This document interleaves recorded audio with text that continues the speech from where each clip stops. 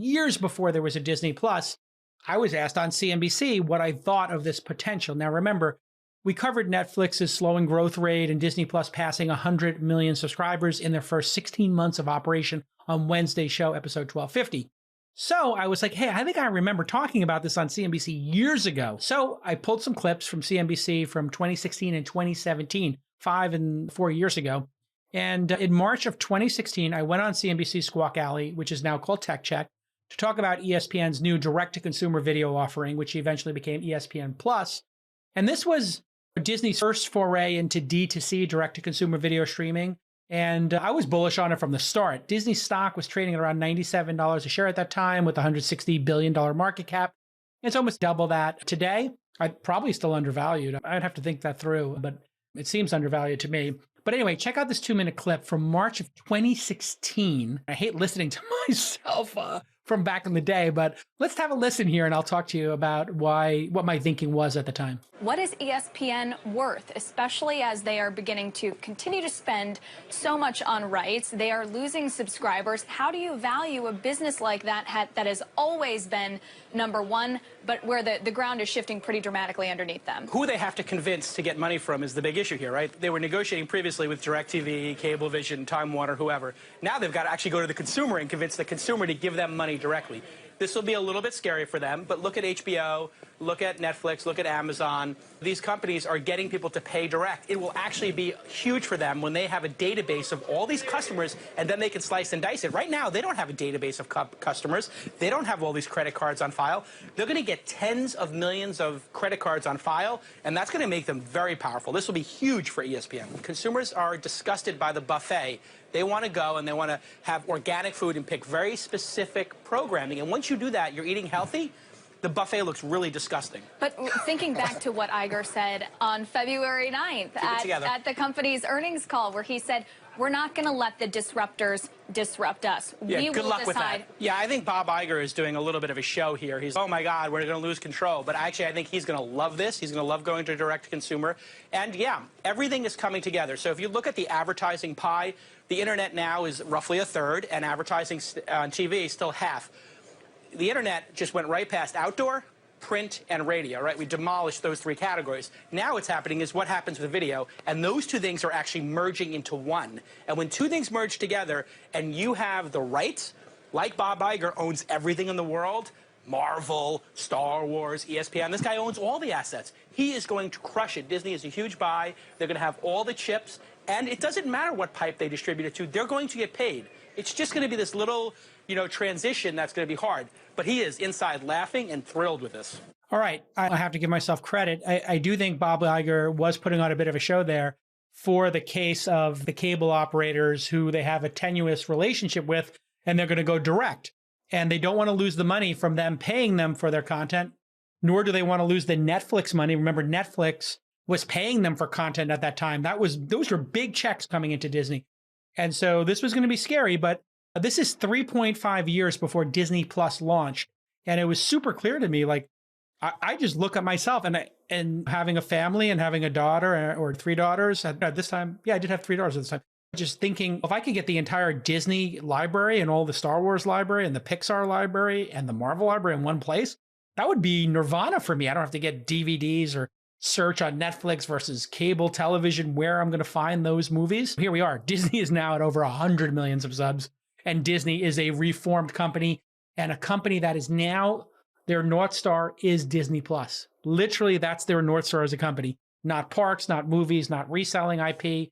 It is the subscriber base of Disney Plus that's driving it. A year and a half later, in August of 2017, I went back on CNBC to talk about Disney's streaming potential after they started pulling their content off Netflix, which was a super tell that was going to happen. Here's the 90-second clip of me describing how Disney is going to get tens of millions of users quickly. So Disney with ESPN, with Marvel, Star Wars, Pixar, and that whole collection, including the Disney assets, of course, the original movies, they have an incredible collection. And when they go direct, it will be very easy for them to get tens of millions of people to subscribe to that service. Will it be very easy, though?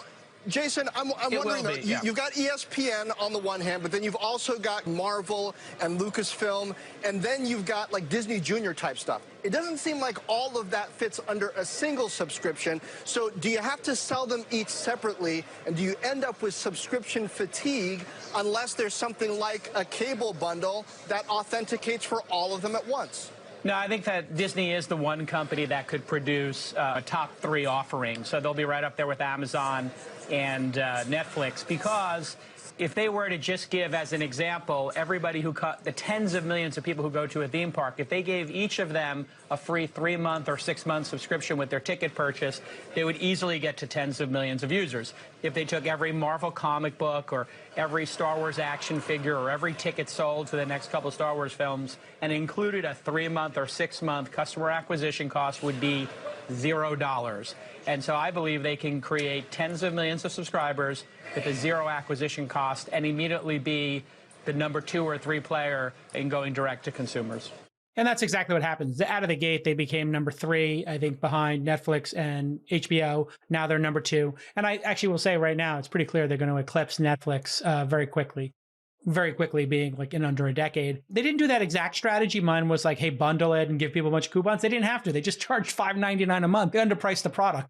That's another way to get people into a new product, is to dramatically lower the price. And that's what they did. $5.99 a month when Netflix was $12 at the time, I think, or HBO, and your cable bill was probably in the $70 or $80 range. They have the greatest trove of IP ever assembled in the world. Star Wars, Marvel, Disney, Pixar, you get the idea. If you think about all the reasons they're going to win, number 1, this treasure trove of IP. Number 2, they have the money to hire the greatest talent, and that talent wants to work with that IP. Number 3, they dominate kids, and if you win the kids, you win the household. Of course, who's going to say no to their kids for $10 a month for this incredible library?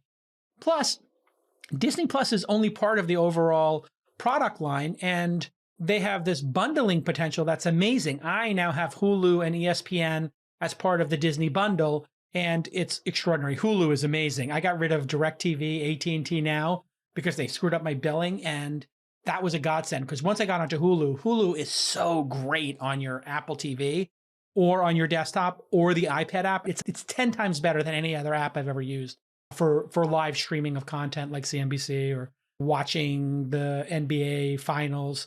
It's just incredible. And the bundling potential is there. For $20 a month, you can get 2 or 3 of these services. And then you start thinking of the upsell potential and the crossovers, new movies, park tickets, merchandise. They haven't even had that pop up yet. But at some point, you're going to be in that Disney Plus account. You're going to watch The Mandalorian, and it's going to say, would you want to buy Grogu? And you're going to say, pre-order Grogu, and you're going to get that shipped to your house to have your credit card on file. And boom, I guess it was obvious, wasn't it? All these things are obvious in hindsight. It's important to be memorable, and sending gifts is a classy way to create a great memory. But gifting's tough. It can take forever, or you get sent to the wrong location, and it's never scaled properly until now. Snack Magic is a stress-free, easy, and customizable way to delight employees or customers. Snack Magic uses software to help recipients build their own snack box, and we're using it now for our gifting. You click on the link, it says, hey, Jason, we're This Week in Startups. You have this $50, $100, $250 credit. What would you like? And then you start going through all these amazing snacks, and you get this incredible gift box. See here? And I love a bunch of different types of gourmet items. I'll take out a couple of them. You're going to hear some crinkling right now. You can get these air-dried veggies, and I'm trying to eat more vegetables, and this seemed like a reasonable snack for me. We would have these back and forth discussions of what to get our customers and what they like. It's like, oh, they don't eat chocolate. Oh, they don't like cheese. Oh, this person's keto. This person's that. This person's vegan. Just send somebody this Snack Magic link, and you're done. And they get what they want. Whether you want to delight one person or 1,000, Snack Magic makes it easy. Send it to an employer right now. Say, thanks for the hard work. Here's here's $100. And you can get 10% off if you use my offer code TWIST by going to snackmagic.com/twist. Very simple. Snackmagic.com/twist. 10% off. Okay, let's get back to this amazing episode.